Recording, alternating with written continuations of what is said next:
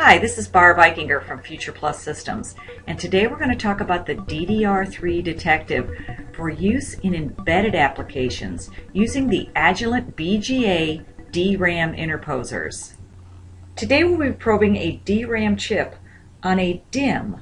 The signals probed are the address, command, and control signals, and these signals go directly to the DDR3 Detective.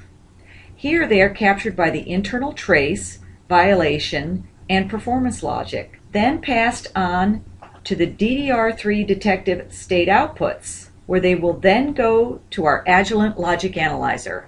The first thing we need to do is run iDetector. iDetector is part of the setup process so that the address, command, and control signals can be seen correctly by the DDR3 Detective. The only general parameters that need to be set before running iDetector is the DIMM type, the raw card, and the chip density. iDetector can also be used as a quick diagnostic to see if the address, command, and control signals behave correctly with respect to the clock. This will give you confidence that everything is connected correctly and you are ready to go. The last part of the setup process is running the setup wizard.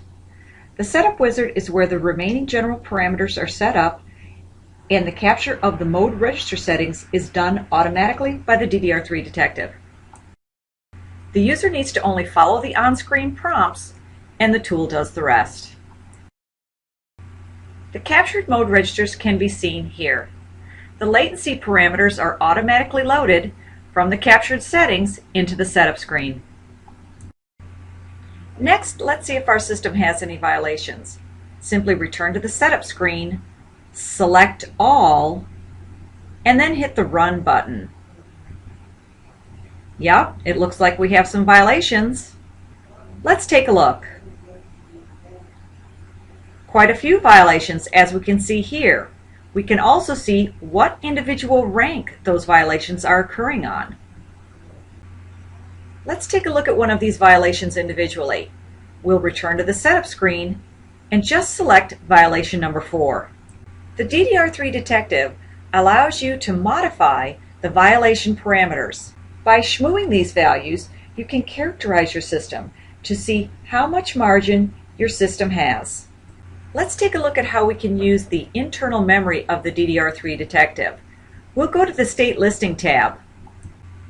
The DDR3 Detective has extensive filtering for the internal memory. This helps you get to the source of what you're looking for very quickly. The powerful triggering of the DDR3 Detective allows you to trigger on a violation, an input signal, or any bus command and address.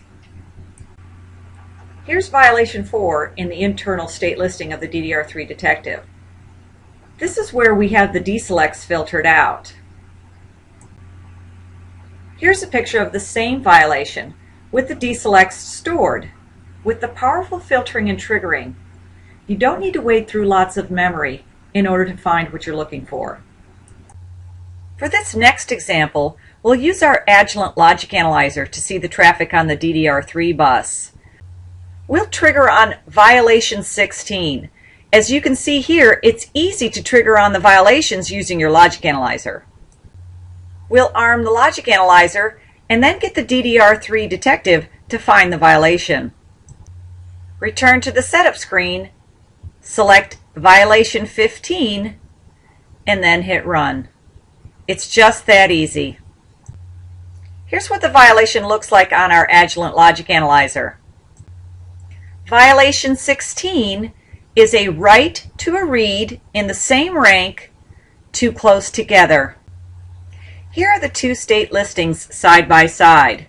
The DDR3 Detective has a smaller amount of internal trace memory and only captures the address, command, and control bus on the DDR3. However, your logic analyzer can capture the address, command, control, the double data rate data signals, and other key signals in the rest of your system and correlate everything in real time.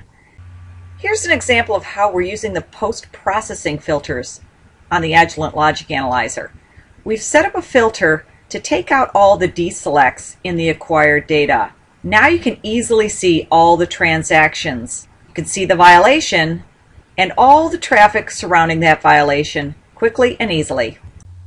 The DDR3 Detective has an automatic bus frequency detection and real-time performance counters. These counters don't just count what has been acquired in acquisition memory, but actually count the events as they're happening in real time. This is important because you can run different types of software and look at the counters to detect the change in performance as it's happening. These counters will look at command bus utilization by rank, power management metrics, and data bus utilization, reads and writes, by rank. Next, let's take a look at the log file. For this example, we'll select all of the violations. The log file records the violation count in the interval, the time of day, and the date. This allows you to run the DDR3 Detective for hours, even days, looking for that elusive violation. Well, that's it for our quick overview of the DDR3 Detective with BGA Probing. For more information on this product and other DDR3 validation products, take a look at our website at www.futureplus.com.